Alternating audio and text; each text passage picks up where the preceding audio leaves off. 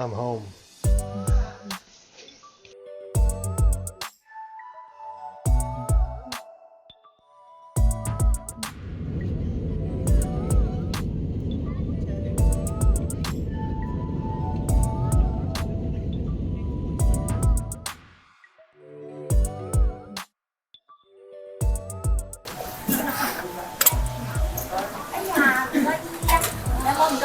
So apparently analytics say that people want to see stuff that's not just shot in my living room.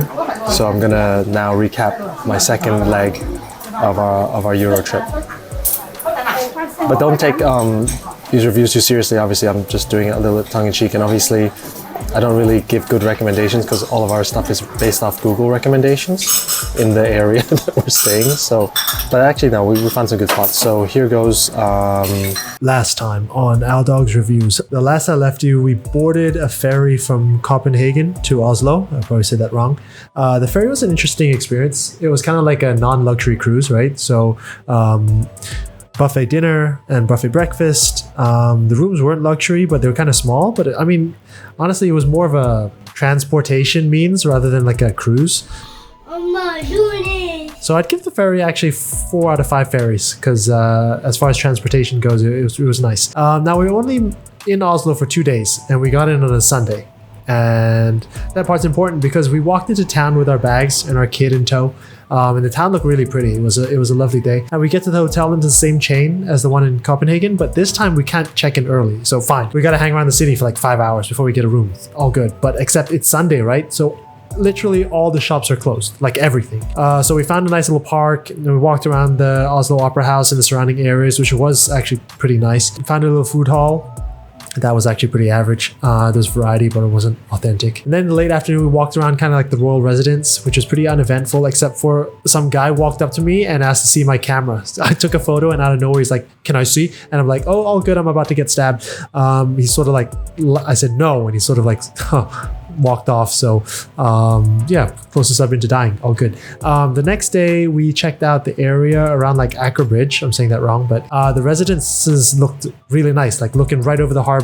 Like imagine just walking downstairs like if you lived in the central harbor front and then just diving out into the water. So really, really nice. Once we ate there, we ate at a restaurant called The Salmon, which was pretty good, but pretty expensive.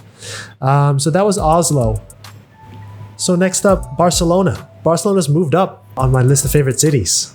So we'd been before, and this time, so we skipped the tourist stuff and just hung around sort of a 45-minute walking radius of our hotel. But it's a really nice walking city, and we had a small pool on the hotel roof, so we hung out there a lot. But it was just good to chuck the kid in a stroller and just walk around. It's easy to navigate. The main thing I was looking forward to this time was Boqueria Market. The last time we came, the food was amazing. This time the food didn't hit the same. It was sort of a bit more run down, and also we had the kids, so we couldn't really sit at the popular stalls. I grabbed a couple oysters and you know, some seafood, but it wasn't as good as Copenhagen, to be honest. Food everywhere else though was amazing. 3 recommendations for me: Soma, Arum, and Cerveceria Catalana. Just amazing food, great flavors, great ambiance, great seafood. 10 out of 10. Barcelona's probably my new top 3 cities. So for the last leg of the trip from Barcelona, we flew into the UK. We went to Liverpool first and we stayed near the waterfront. And then the first day we hit a free art exhibit around there, and there was a lot of tourist stuff in the area. So that was a good sign for things to come because we were in the sort of downtown area. Seemed to have a lot of things to do. On the first day in Liverpool, we went to a place called Duke Street on the recommendations of Topjaw. Shout out to Topjaw. I kind of realized that the food hall concept, especially like I guess in Europe, has kind of been a bit more mainstream than I remember. Like I used to think they were like little independent vendors gathering in a location, but now I think they sort of like kind of just like concept restaurants all in one spot. You just order from one QR menu and it sort of diminished the experience a little bit for me.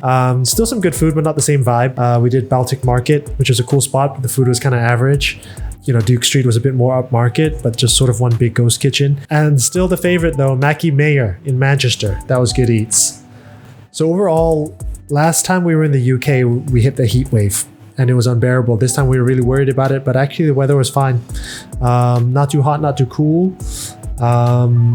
had a good time, saw some of the family. I think overall the whole trip was actually really good. A bit full on traveling to so many places with the kid, but I think as an experience, this was actually a really good experience as a big Euro trip. Next time, I guess we'll hit less spots, but overall just proved to ourselves that we could do it. There were a couple of nerves, you know, doing this big trip after a long sort of COVID hiatus. But yeah, the places we've been to, 4.5 out of 4.5 places we've been to.